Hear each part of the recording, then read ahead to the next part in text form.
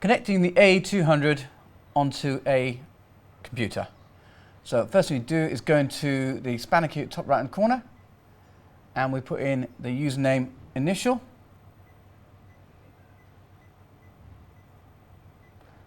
Okay, and password as default is init, I-N-I-T.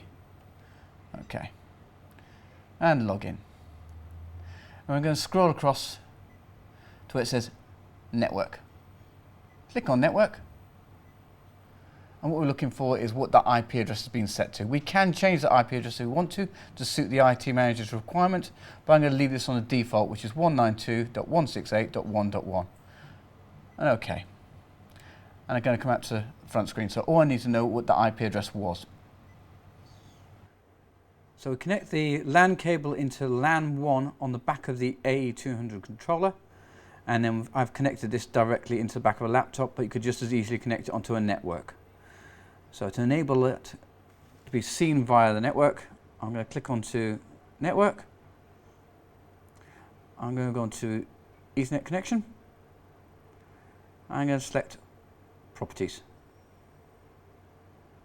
Once I'm in there, I'm looking for the one that's marked as TCP IPv4. That's my connection on there. Now that's normally set to automatic addressing. I need to tell it the range it's going to be working in. Now I need to make the same range as what the actual centralized controller is, which is why we need to know the IP address. So 192.168.1, and I'm going to make it within 100 range. So 100, and OK that, and that'll fill in the rest of the information for me,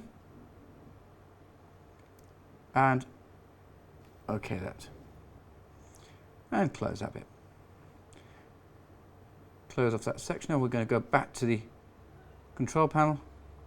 Next we need to do, because this all runs on Java, I need to enable that website to be accepted via JavaScript.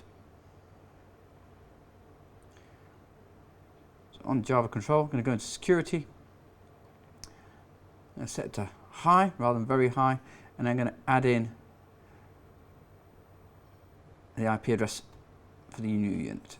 So go on there and add, select on there, so HTTP //192.168.1.1 and add.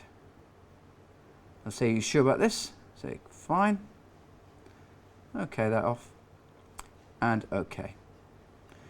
Now I'm going to go on the internet. Obviously I'm only connected directly onto this unit, so it's not going to see the internet. So onto there, put in the following IP address. It's a http://192.168.1.1 for English, and administrator.html because we're going to administrator side of things, and OK that. And now it's going to ask me for a username and password, which is the same as what you used on the centralized control. So it's initial and the password INIT in it, and login. And now I can see a version of the centralized controller, but this time we can see it all via a laptop instead, and wherever we can see an internet connection, we can connect onto it, as long as we're chatting to the IT manager about opening up that IP address. So we can do all the schedule changes, energy management, malfunction logs, and we can do a lot more going from here. So if you want to go into more depth and into the actual initial settings, if we add into the actual address there, /INIT,